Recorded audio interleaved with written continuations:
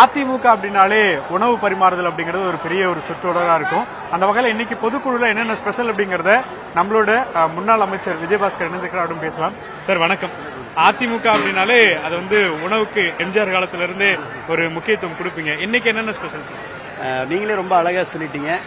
புரட்சி தலைவர் காலத்துல எந்த அளவுக்கு அந்த ஸ்பெஷல் இருந்ததோ, புரட்சி தலைவி அம்மா காலத்துல எந்த அளவுக்கு ஸ்பெஷலோ அம்மா பார்த்து பார்த்து பார்த்து மெனு போடுவாங்க.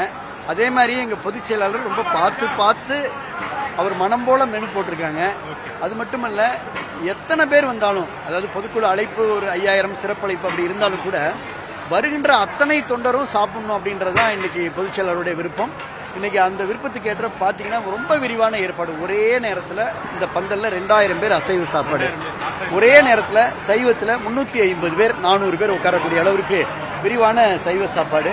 இதுல என்ன ரொம்ப முக்கியமான ஸ்பெஷல்னா, சைவத்துக்கு வந்து எங்க செட்டிநாட்டில் ரொம்ப புகழ்பெற்ற நம்ம வந்து செவ்வூர் பாண்டி பிரதர்ஸ், செவ்வூர் முருகன் பாண்டி பிரதர்ஸ், அவங்களுடைய அந்த விரிவான சைவம், அந்த செட்டிநாடு பல எல்லாமே ஐட்டம்லாம் இருக்கும்.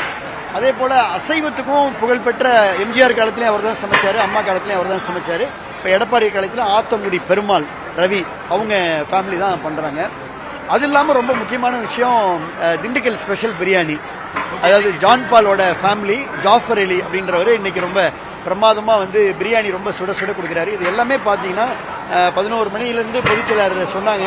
தொடர்ந்து வந்து பாத்தீங்கன்னா எந்த விதமான ஒரு சின்ன தள்ளுமுள் இல்லாம, ஒரு சின்ன ஒரு வெயிட்டிங் இல்லாம, யாருக்கும் ஒரு சின்ன ஒரு ஒரு ஒரு ஐட்டம் கூட ஒருத்தர் கூட மிஸ் ஆகாத அளவுக்கு ரொம்ப பிரமாதமா அவங்கள அன்போட குடும்பத்துல நம்ம கவனிக்கிற மாதிரி, நம்ம உறவுல திருமணம் நடந்தா எப்படி ஒரு உபசரிப்பு இருக்குமோ, அறுசுவையான உணர்வு, அருமையான உபசரிப்பு, விரிவான ஏற்பாடு. இதுதான் அதிமுக பொதுவா வந்து இந்த மீட்டிங் முடியறதுக்கு முன்னாடி சாப்பாடு போடக்கூடாதுன்னு சில கட்டுப்பாடுகள் இருக்கும். நம்ம இதுல அப்படி ஏன் இல்ல? அது பொதுச்செயலாளருடைய மனசு. பொதுச்செயலாளர் சொன்னாங்க, நீங்க வந்து யார் ஒருத்தருக்கும் தாமதப்படுத்தவும் வேணாம், யார் ஒருத்தருக்கும் இதுல டிஃபரன்சியேஷனே கிடையாதுங்க. அதாவது பொதுச்செயலாளரே இங்க தான் சாப்பிட போறாங்க, தொண்டர்களோட அமர்ந்து தான் சாப்பிட போறாங்க. இன்னைக்கு இங்க தான் சாப்பிடுறாங்க, இதே பந்தல்ல தான் சாப்பிட போறாங்க.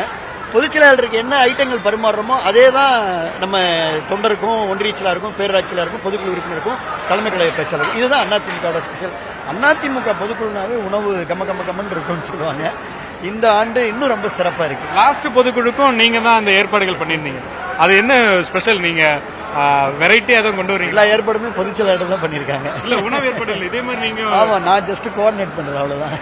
ஆனா இன்னைக்கு இந்த கூட்டம் அதிகமாயிடுச்சு, நிறைய பேர் கீழே விழுந்துட்டாங்க.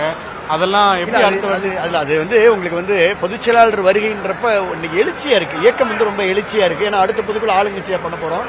அதனால பொதுச்செயலாளர் அந்த வாகனம் வர்றப்ப அது பின்னாடி அப்படியே ஒரு 500 பேர் திரண்டு வர்றாங்க. அது வந்து எழுச்சி தானே, பாதுகாப்பா பண்ணிடலாம். ஒளிப்பதிவாளர் பரத்துடன் வேல்முருகன், நியூஸ் 18 தமிழ்நாடு.